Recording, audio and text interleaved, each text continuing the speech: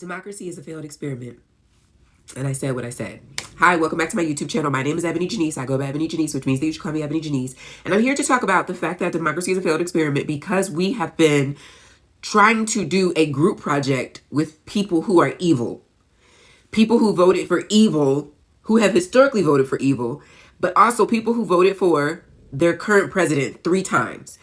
A person who is never credible or more capable of the job every single time he ran for office. To the point that he had to switch parties at some point because the original party that he was a part of knew he wasn't credible. So he switched to a party of hate and became the spokesperson for the hate that they were trying to tamp down. This ain't to frustrate, talk about my frustrations with the current president of the United States of America. This is me talking about the fact that democracy actually does have African origin and roots and ideas, but democracy as it is not that.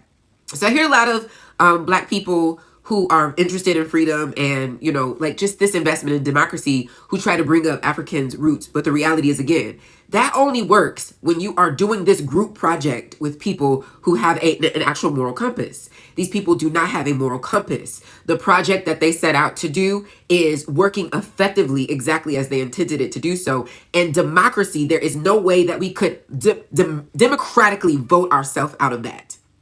You can't vote yourself out of hate. You can't vote yourself out of hate working. You can't vote yourself out of a larger, we have this choice. And these people, even if they don't like the person in charge, these people agree with this choice. You can't vote yourself out of that.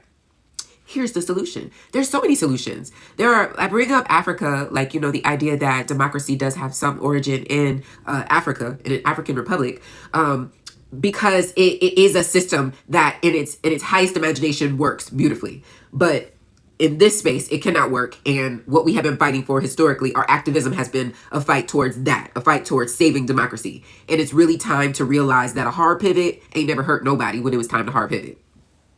What we should be pivoting to is think about Sankofa. Look back and get it, right? We need to continue to look to what our elders and ancestors did well and how that could benefit us today. And there are so many other alternative imaginations that we might want to consider.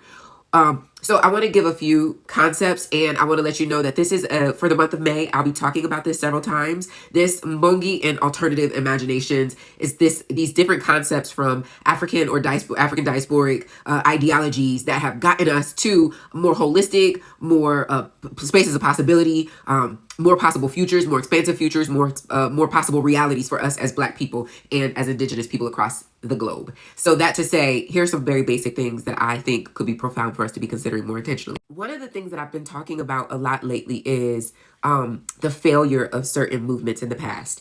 And in talking about those failures, it's not just to highlight everything that went wrong just for the sake of highlighting what went wrong. It's to highlight where I think we got off course. And that is, I will give an example, the Black Lives Matter movement, which is such a brilliant language, messaging, conversation. But when you start trying to make these coalitions work in New York and Los Angeles in the same way, or when you start trying to brand or the movement, and that there's no shade to that, when that is what happens, right? When we think of even the Black Panther Party movement, going back further in history, when you start branding it and then creating these different spaces where maybe this won't actually work in this community, that is when you open up more room for COINTELPRO, for surveillance, for other people who don't mean well for the mission or for the movement.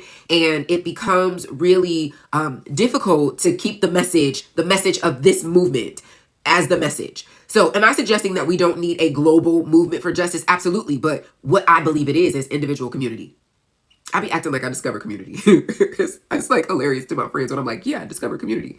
What I mean by individual community is, who's hungry on your block? I'm not being simplistic. I really, genuinely, sincerely believe that Black people have to do our healing work, our mental health, our bodies, our spirit, our soul, everything. We have to do that. We have to do our deconstruction work. We have to do our actual communal responsibility work. We have to understand, all of the systems locally. Who is hungry on your block?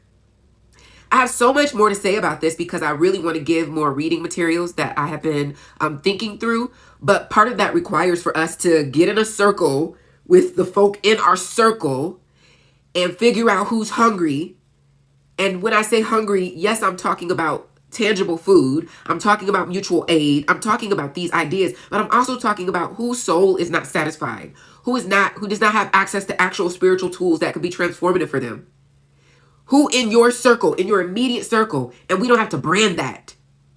You just need to get with your folk, stop trying to raise up one leader, and create some core values that you share with each other and take care of each other. I got more to say about this, but I got other stuff to do today. I'll be back to talk more about this. But yeah, democracy is a failed experiment. I said what I said. There are more fantastic and alternative imaginations available for us, and I think that we need to be talking about it and thinking about it.